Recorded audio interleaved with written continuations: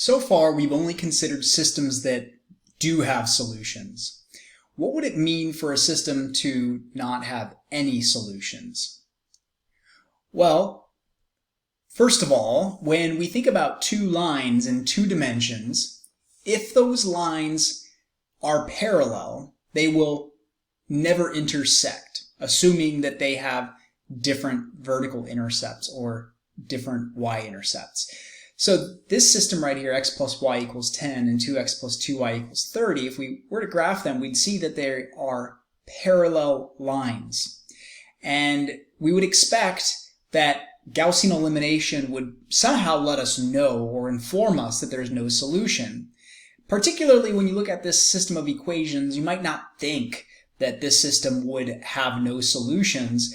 But if we consider the fact that this equation, we could divide both sides by 2. And this equation is actually equivalent to x plus y equals 15. So when we compare these two equations, x plus y equals 10 and x plus y equals 15, what we're saying is that we want to find an x-y pair. We want to find a value of x and a value of y such that when we add them together, we get 10, and when we add them together, we get 15. Well, there are no two numbers that we can think of that add together to give us two different sums. A sum is unique. When you add two numbers together, you get a distinct, unique sum, and we can't possibly find a value of x and y that add together to give us 10 and that add together to give us 15 at the same time. So when we convert this into a system of equations in matrix form, we have 1x plus 1y equals 10, and we have 2x plus 2y equals 30. Now, we could do 1, 1, 15, but because these two are the same, in other words, all we've done is divided by 2, it's exactly the same equation. It just looks a little bit more evident that it's not going to have any solutions. So if we perform the Gaussian elimination on this and get it into reduced row echelon form, let's do that next. So we have a new matrix that's going to have 2 rows and 3 columns. We have 1, 1, 10, 2, 2, 30. Define that matrix, and now we'll take the reduced row echelon form of A, and we get this matrix that says 1, 1, 0, 0, 0, 1. Nothing seems to have gone wrong, so let's write that down. 1, 1, 0, 0, 0, 1. Now, how does this reduced row echelon form tell us or indicate to us that there's no solution? Well, this is where we have to be smart and we have to interpret what this all means right here. Now, remember, we sometimes put that line there to say that that's where the equal sign is. These are the coefficients for x in the first column, y in the second column, and our constants. And so that means that this is still the same thing. We have not moved the columns around.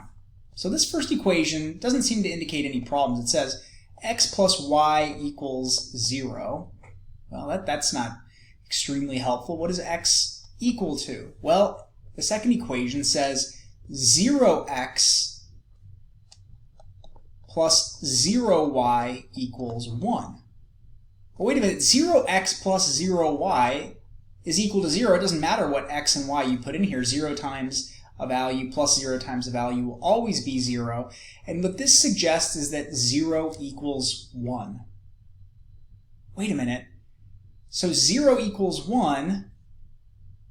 Did we just prove that 0 equals 1? Well, no. This is a false statement. This is always false. Always false. 0 will never be equal to 1.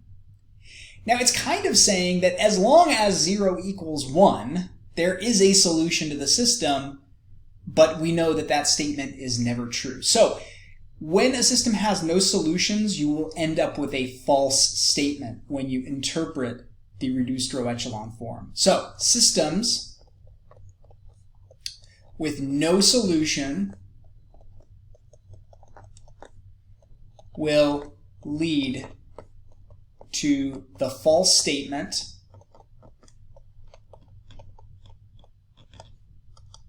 zero equals 1 when in reduced row echelon form. So that will always be a result that we'll find for systems that have no solution. Now we graphed it, we could see that it has no solution, we reasoned through it algebraically, and then we tried to find the solution and came across this false conclusion.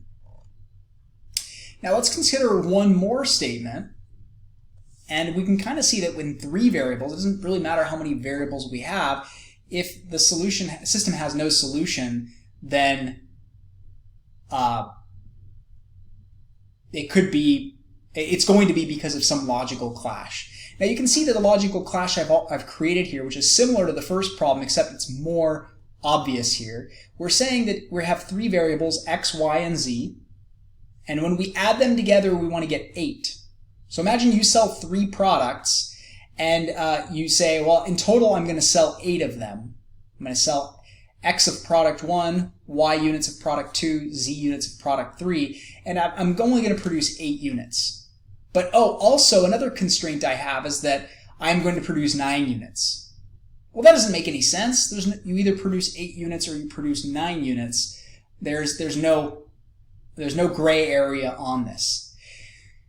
Now, although we don't really, we would need more of a multivariable functions or multivariable calculus class to understand how these 3 equations become these planes. We've described that linear equations in 3 dimensions are planes. Remember that these are called planes. They're flat. There's no twist or bow in these planes whatsoever. X plus y plus z equals 9 is sort of this pinkish one, and this light blue one is x plus y plus z equals 8. So what we actually see with these is that they are parallel planes. And let's make that a little more apparent. We could actually rotate this and see that there's a nice gap between them. Almost looks like 2 two-dimensional lines when we rotate it a certain way. And then we can see that they're just 2 sheets that are magnetically being pushed apart. Okay, so once again, if we were to set up the matrix for this, the augmented matrix, we have 1x plus 1y plus 1z equals 8, 1, 1, 1, 8. And then 1x plus 1y plus 1z equals 9. Now, when we do the Gaussian elimination on this, we should, again, get a false statement in the bottom row of our reduced matrix. So let's come over here and create a new matrix. Or we could edit that one if we want to. It's going to have 2 rows, but 4 columns. We need 3 variables and a constant. So we have 1, 1, 1, 8, 1, 1, 1, 9. We'll press enter. We'll produce the reduced row echelon form of that matrix. And we get 1, 1, 1, 0, 0, 0, 0, 1. Okay, before we jump to conclusions, we're going to write this down and we're going to write out what it means. 1, 1, 1, 0, 0, 0, 0, 1. Now, the reason I say always write these down is because sometimes our minds can deceive us into believing something that isn't really there. So let's just interpret the equations that we have. So we have x, y, z constants. And again, here we have x coefficients, y, z, and constants.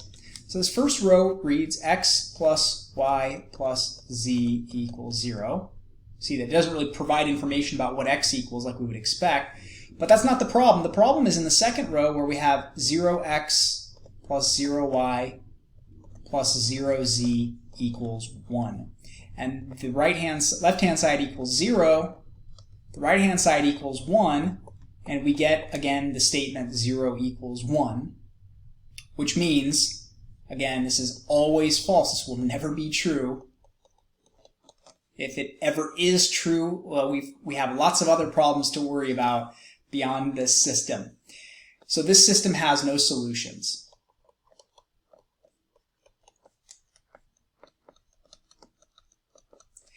And No solutions just means that there's no point those equations share in common. Now the examples provided here were intentionally done this way to really make that error in logic as apparent as possible. And in reality, a system of equations may not jump out at you, and you may not be able to see right away whether the system has solutions or does not have solutions. A lot of times we need to construct the matrix, even if you didn't see it at this point, but noticed in the reduced form that there was an issue, then that's fine, but at some point we have to be able to either catch it in the algebraic form, in the graphical form, or in the reduced row echelon form.